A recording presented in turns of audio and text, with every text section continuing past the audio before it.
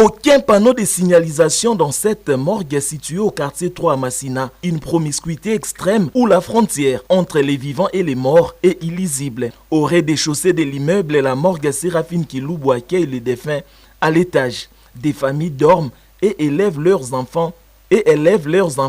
Bref, quelques marches d'escalier séparent les mondes des vivants et celui des morts. Ayant entendu le SOS de la population sur le risque des maladies, le non-respect des normes sanitaires et urbanistiques, le ministre provincial en charge de la santé publique, Patricia Ngongo, et le député provincial, Roland Kikunda, ont rencontré la responsable de la morgue pour discuter des modalités du fonctionnement de la morgue. À l'issue des échanges, le patron de la santé provinciale a pris la décision radicale, sceller immédiatement les bâtiments pour non-respect des conditions et règles hygiéniques. Les 47 corps à l'intérieur de la morgue vont être évacués pour d'autres morgues plus conformes, a fait savoir le ministre provincial.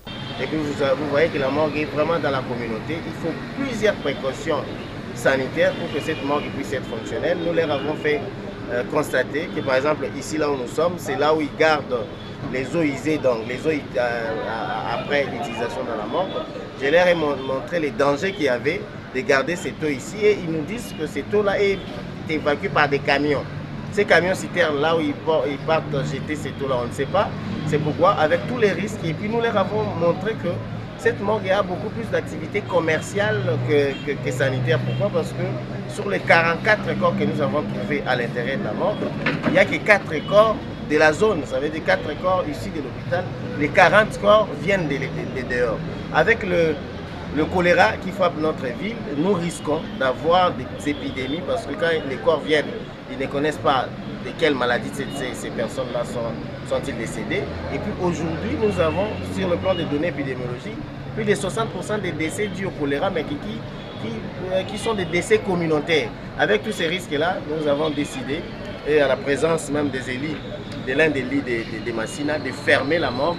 Et nous avons mis en disposition les équipes de la division provinciale de la santé, avec le père qui est là, et le médecin chef des zones, pour qu'ils puissent continuer l'évacuation de ces 44 corps et qu'on puisse prendre le corps des indigents, les amener au niveau de la morgue centrale de Mamaemo.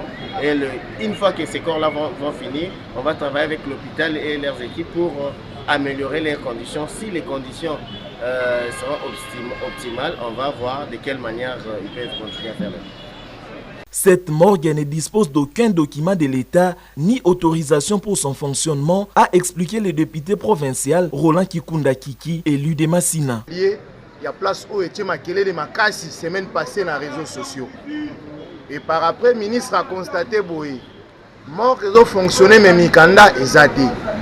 Et bazo remplir les normes. Yango wana ministre lokola expert a joué décision ya kokanga mort. Mais ayebisi bango boyi. Eza na ba conditions oyo il faut ba remplir. Ceux qui va remplir yango ne mort. Les vivants comme les morts méritent au respect. La morgue Séraphine Kiloubou n'est qu'un cas parmi d'autres. L'État doit ouvrir l'œil.